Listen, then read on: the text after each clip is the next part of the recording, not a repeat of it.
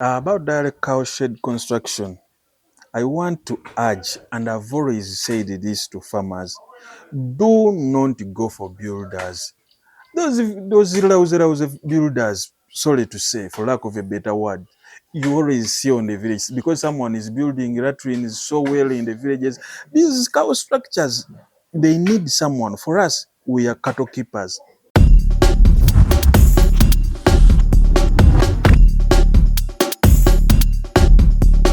Hello, beautiful farmers. My name is Ugandan from Uganda Farming Consultants. Today, I'm here to take you through all the components of this state-of-the-art 2-in-1 livestock structure. So I'm going to be taking you through how to put all the important components or how the ideal livestock structure or the ideal cowshed should be constructed.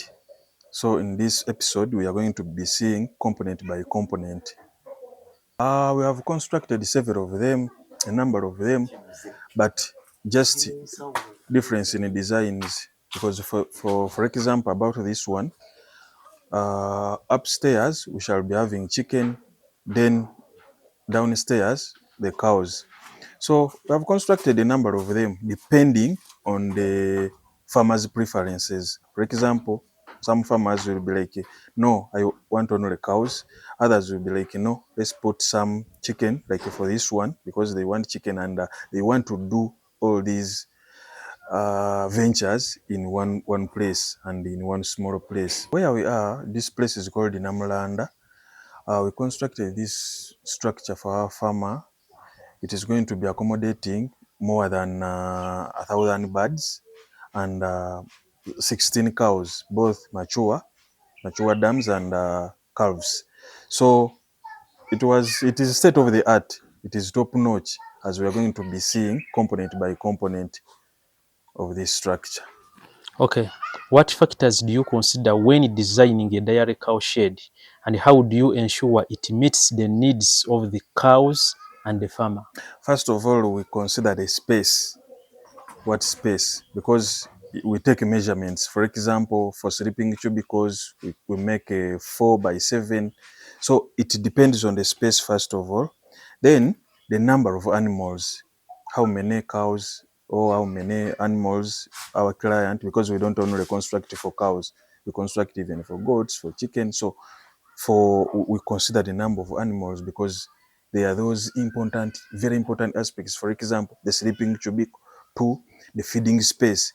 Each animal must get enough feeding space and the resting area. So we consider the space you have, we consider the number of animals, we consider the landscape, because these factors also we consider the farmer's budget, because sometimes you find a farmer likely to use very expensive building materials. For example, someone can choose metallic, others might choose wood or wooden or timber. So we consider such things.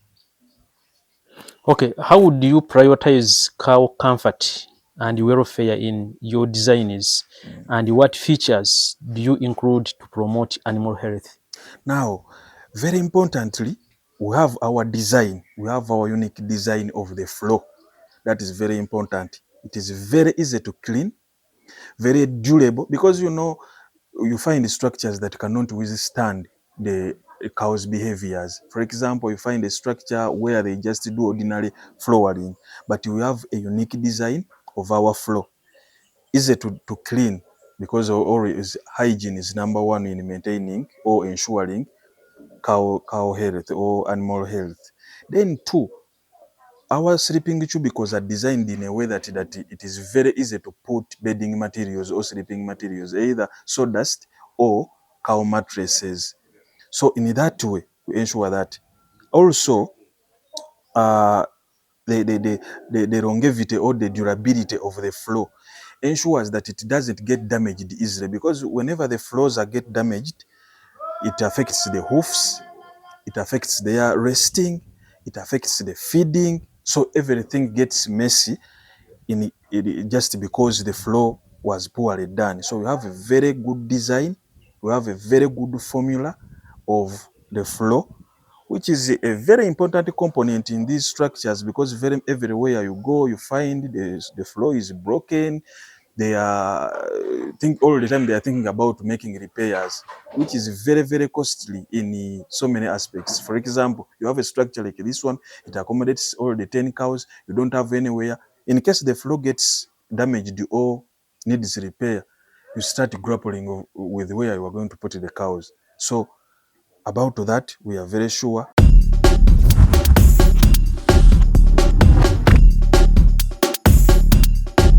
Okay, talk about drinking and feeding troughs. Yes, the feeding troughs, also the element of comfort comes in, because you have to put these feeding or water troughs in a way that the cows can reach them without getting any hardship.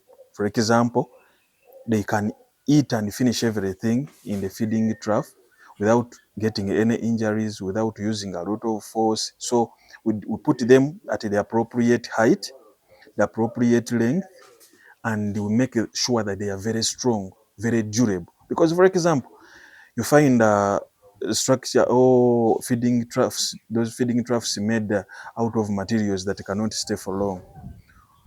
You find that the feeds are dropping down, they get easily broken. So just imagine a situation where you put like a 10 kgs of feeds and the animal only consumes 5, meaning that is a loss in both ways, in the cost of the feeds, and also because when you make sure, when for dairy cows, if like let us assume dairy meal, if you make you determine that this cow will be taking 10 kgs and it only eats 5, the 5 goes to waste due to a poor design of the feeding trough.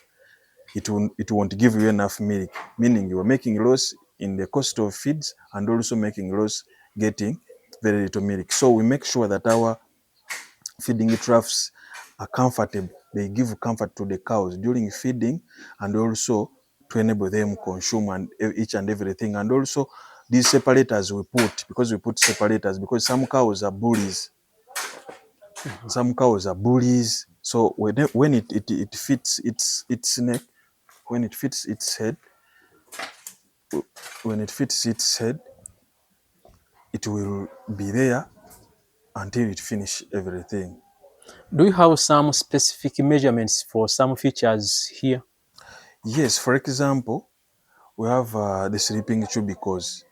We make sure that it is 4 by 7, 4 wide, 7 length. Then also about I think the sleeping cubicle, and also the exercising area. We make sure it is not less than minimum 8 feet. Yes, from the sleeping cubicles to the feeding troughs, it has to be minimum 8 feet. What do you have to say about or to talk about the calves tubicles here? Yeah, now when you look at this structure, we recommend raised structures because for also for for hygiene and also for calves health. For example, a freshly calved calf, you will find that it is very delicate, it is very fragile. Putting it on the floor, it can easily contact diseases from the novel cord because it is very, very, very fragile.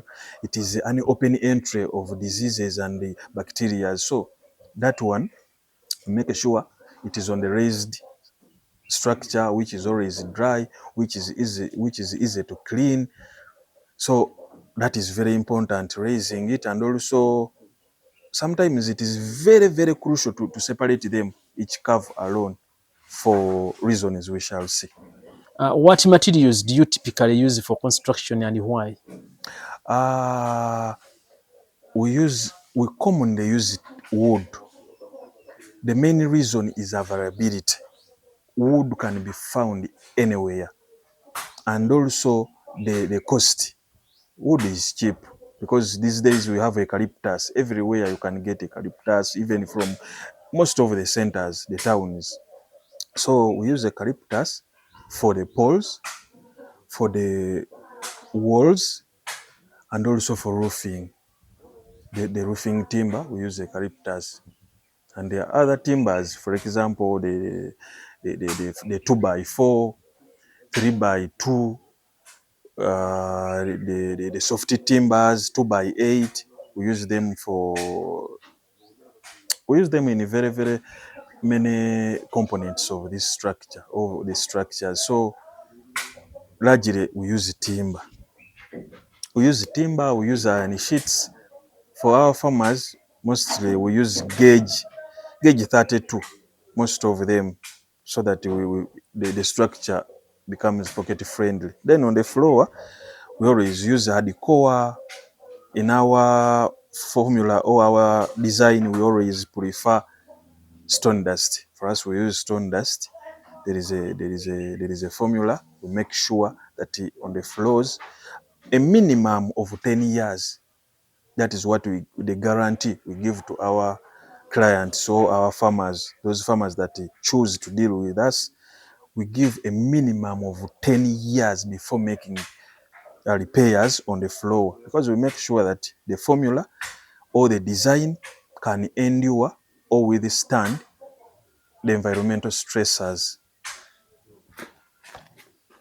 Then also protecting our poles, we chose to use, you know, we are in an era of innovation. So we chose to use commonly 6-inch PVC pipes. Sometimes we use 8, depending on the size of the poles, but to use commonly we chose to use 6-inch PVC pipes to protect our poles from water, because eucalyptus is not commonly water friendly, because it gets destroyed. So when we protect it, we make sure it will stand the test of the time. Okay, how do you ensure the shade is well ventilated and has adequate lighting, and what's the impact on the cow health? About ventilation, we always choose open structures. Choose wood, timber as the common material used, so that it remains open, it remains well ventilated. You know, they always say that cows produce a lot of gases in their, either in their urine or in their dung. So living ensures ventilation and also cows' health.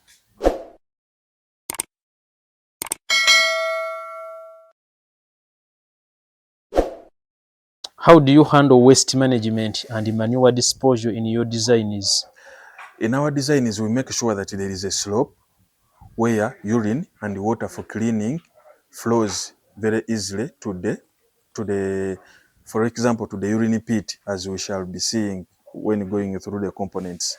So that's where it goes. Also, we make sure that the design can allow the use of wheelbarrows within the design. For example, after collecting the dung, collecting the manure, it goes direct out. It will enable the use of wheelbarrow within our structures, as we shall be seeing. Also, we also highly recommend and tell our farmers to embrace the use of biogas, because it is very, very useful. It controls it, it helps in manure or waste management. Because in some farms in Uganda, you find a heap or a mountain of cow dung. But when you use this cow dung in biogas, you get a multiplier of advantages. For example, you cook, you get the lighting on the farm. Those that do chicken or poultry, biogas can be used in a brooder. There are those biogas brooder ramps that are used. So biogas works in that way. And also it helps to reduce on the quantity, it breaks down this waste, which gives a very high quality manure in the form of bioslurry. So we always recommend that we make sure the structure is easy to clean, the flow, the drainage. The drainage is very good, so that all the water and the urine goes to the urine pit. Okay, we always, even in dairy farming in general, We always say dairy farming is local. So we always embrace the use and recommend the use of local available materials. All materials can be used. It is not a must that you have to buy brand new iron sheets. It is not a must. Two, you can get any timber. We can use misambia. They are around. So someone can even get materials from their land. We can use misambia, wood, misambia, poles. So also we don't use only plastic feeding troughs. We also use concrete. You can build these, you can just build using bricks, sand, and concrete, depending on our client's pocket. Okay, how do you stay updated on best practices and the new technologies in dairy cow shed design and construction? We are always open to learning. We don't relax. We are always out there looking for new designing, for new designs, looking for new innovations in this sector. So we also visit a lot of farms, even when it is not us who constructed the structures. We go there to see how did they do this, how was this component handled, how was this done. So we keep ourselves updated, highly updated, and we also always get information. This one I will be very clear. We always get information from our neighbors from Kenya, because these guys, for heaven's sake, in zero grazing, they are they are far better. They are far better than us. So they are our live example. We always get information from them. We have friends there. We always share ideas. In the process, we end up being always updated. So still, we have very close friends who are very friendly. They are always free, and we get information very easily. For example, our friend from Kenya, from Sampal, our friend from Sampal Dairy Farm from Kenya, Kiambu is a good friend. We always get information, we always get ideas, we always share so many things with him. So he has helped us a lot.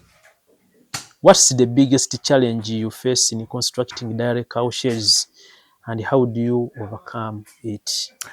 Uh, Always the biggest challenge is with our clients. They believe, for them, they even in Uganda, they even call them biyumba. They don't believe that cow sheds or livestock, they don't believe livestock structures are very important. That should be constructed sometimes on high budgets. For example, this floor, to have a very durable floor that can withstand environmental stressors, it takes some money. So that is always the challenge. After making quotations, people be like, but they are very expensive, but they don't even leave room to sit and see what we can cut down, how we can cut down the costs. So that is still a challenge, but we are working hand in hand, because we are not just there to construct structures. As consultants, we always we always recommend we always make recommendations. We always train our farmers or our clients. We always give wide information on the importance of each and every component and why it should be constructed in such a way. So that is the only challenge we are finding, that most farmers haven't taken so serious the construction, and they are not willing to go deep into their pockets to foot the costs. Can you share a successful project you've worked on and what made it successful? Number one, it is this very one. This very one, it is a successful project, I can say. And I know, without blowing my own trumpet, even the viewers will appreciate this structure. What made this structure successful? One, we have a solid team. We have a team of workers. We have a team of professionals. When we reach at the structure, me as a director, I make the designs, we sit together, everyone gets a vision. everyone gets to understand what are we constructing, how are we constructing here. Everyone, we sit on a round table and we analyze the structure. When I present it to them, because I get the work, I do the designs, then we sit.